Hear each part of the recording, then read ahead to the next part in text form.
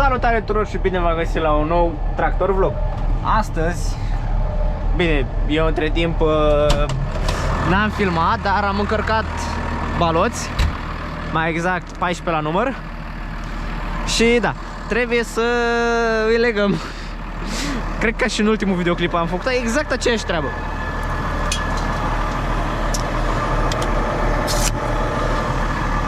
Alimentăm mai întâi ca... Știu că mi-a zis cineva în videoclipul care tot așa am pus furtunele și chingile, că de ce las motorul pornit, că na, la cât costă motorina, de ce las pornit. Distribuitorul pentru frâni la șauă, el mi merge doar de la 4 bari în sus. Cei sub 4 bari nu pleacă de bloc.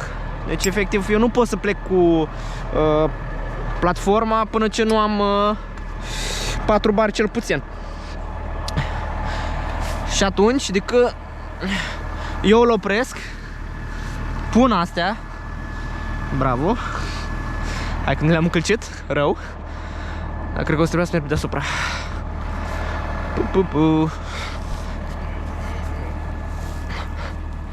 Și dacă nu știați, mie mi-e cam frică din înălțimi. Așa. Mamă, de bărcuță rău.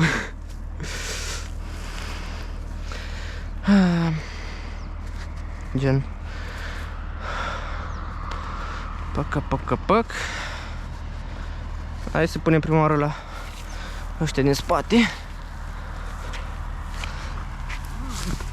Apa așa.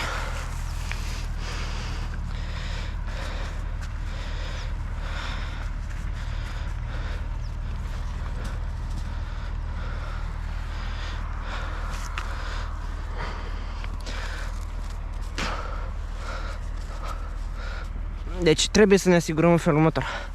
Să fie cu partea asta de cu negru în sus.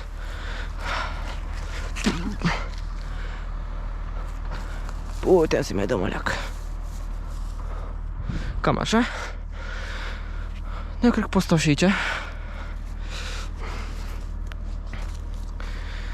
Pac.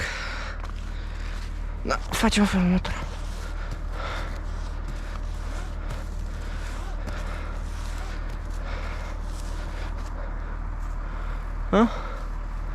E pe undeva pe acolo. Așa. Cred că să vă fi filmat cum încărcam baloți, era cam plictisitor. Așa mă mai vedeți pe mine un pic acrobat pe aici, pe baloți. Cam așa ceva. Ia stați o leacă. Vai, mamă. Pe filmare nu cred că se vede. Dar da. Această platformă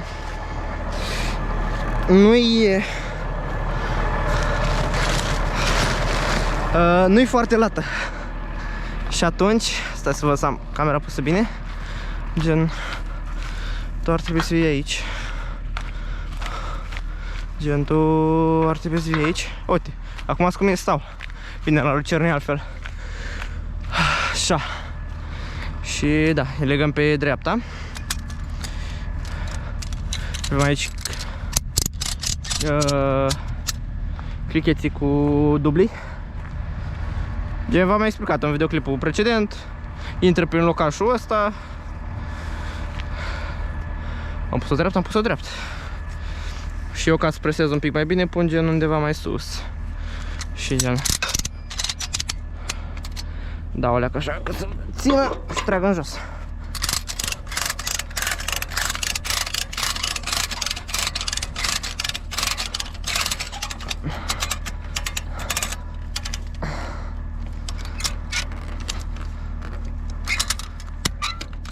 Așa.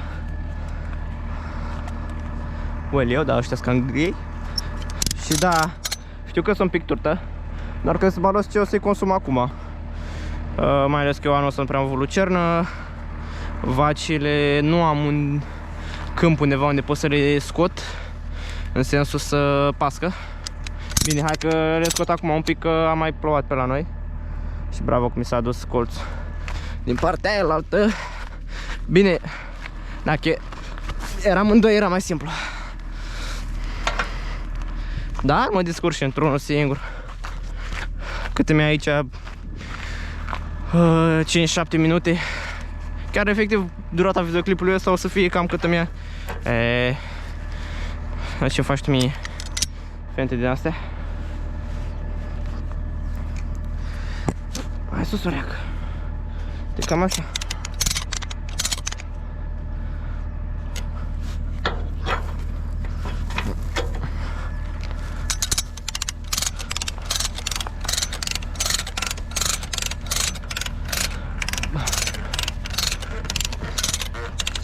Și avantajul la cricheții ăștia, bine mă umplu eu de frunze de lucernă, e faptul că nu trebuie, la cei simpli, trebuie să dai așa în sus.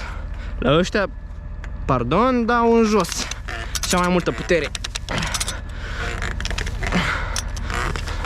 Bine, și în sensul că protejează coloana, în sens, da, nu mai...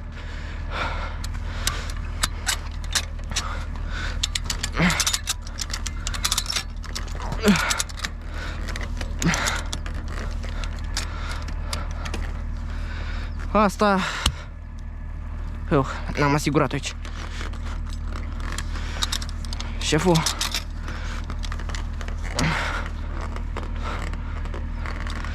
Intră unde vreau eu. Nu unde. Parcă aveam pe aici o piatră.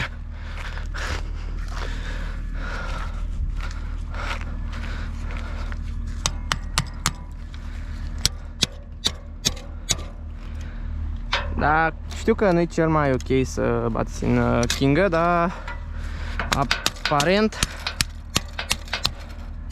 am strâns-o un pic cam tare. Și gen...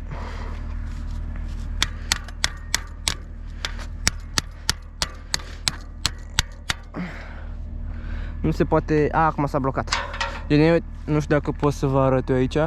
Gen, pe împine ăștia aici trebuie să blocheze și aici așa să țină. Baloții struniți. Roțile văd că sunt un pic lăsate, că na, greutate. Și... da, hai să luăm spre casă. Încă o dată furtunile le-am pus. Hai, să-i dăm bice. Cam așa arată și tot ansamblu. Hai că e frumușel. N-am ce zice. Hai că mă dau mai în spate, poate reușesc să fac o poză de thumbnail mai ok. Mai gen aici așa, undeva pe aici trebuie să fie o poză de thumbnail frumoasă. Hai. Eu am fost Belarus Enchis. Eu sunt aici cu frumușelul acesta. Și... da. Hai că vreau să chei, uitați aici crăpătură. Deși la noi a plouat, au fost vreo 2 ploi, total 100 de litri. Bine, nu una după alta, la câteva săptămâni, dar totuși am avut ploaie. Da, ne vedem la un videoclip viitor. Săptămâna asta începe silozul, deci o să fie forță. Hai, salut!